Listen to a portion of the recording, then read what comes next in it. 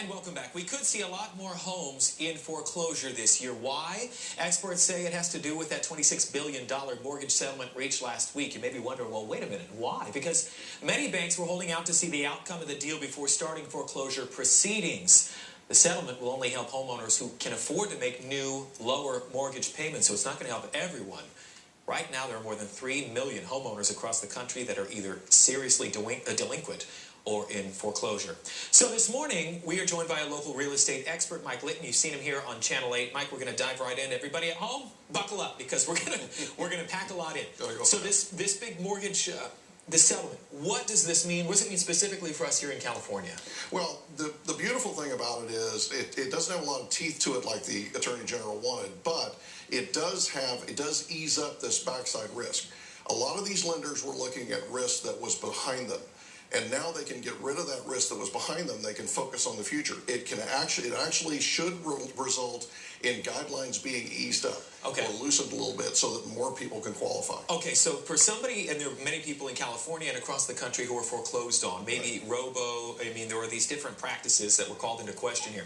So if somebody was foreclosed on, can they say, hey, do I get some money back or do I get something as part of this settlement? Actually, yes. Because of the settlement that was done with the Office of the Comptroller of the Currency and the Office of Thrift Supervision with a number of major lenders, there's actually something called independentforeclosurereview.com. There's a settlement for anybody who went into foreclosure in 2009 or 2010, and there are millions of homeowners who did. This is a national program with most of the major lenders. You can go to my blog, it's mikelittonrealestate.com.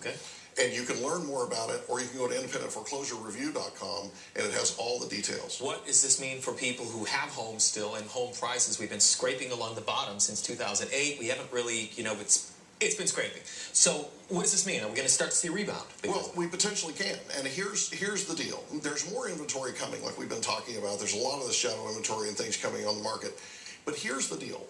What's interesting about this is there's now an influx of demand. There's a wave of homeowners, 6-7 million homeowners nationwide, upwards of 60,000 here in San Diego locally, that have been foreclosed on, who have a passion to get back into home ownership. They want to own homes again.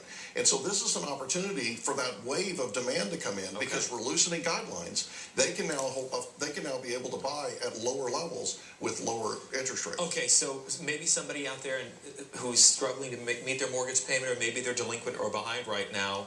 It's tough. They call the bank, and the bank may not be very interested in doing a refi because their home is so far underwater, right? Actually, what do you tell somebody like that? Well, there's a couple of different programs. Number one, if they want to do a loan modification, they should go to NACA.com. In fact, NACA, Neighborhood Assistance Corporation of America, is here in San Diego today, through today, 8 a.m. to 8 p.m. down at the San Diego Convention Center.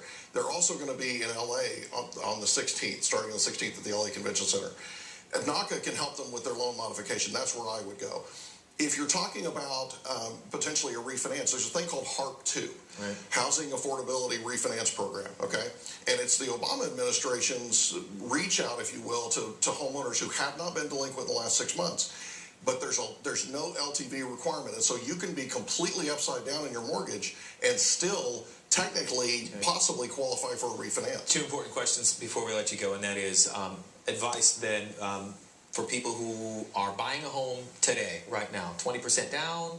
What would you say? If you're buying a home, do this. What's that? I would look at FHA financing. So FHA financing is 3.5% down, and all of that can be a gift. So, I mean, there's a lot of different ways that you can do this. You can borrow against your 401k for that down payment. There's a lot of different ways to make this happen with FHA, and FHA is the predominant financer right now.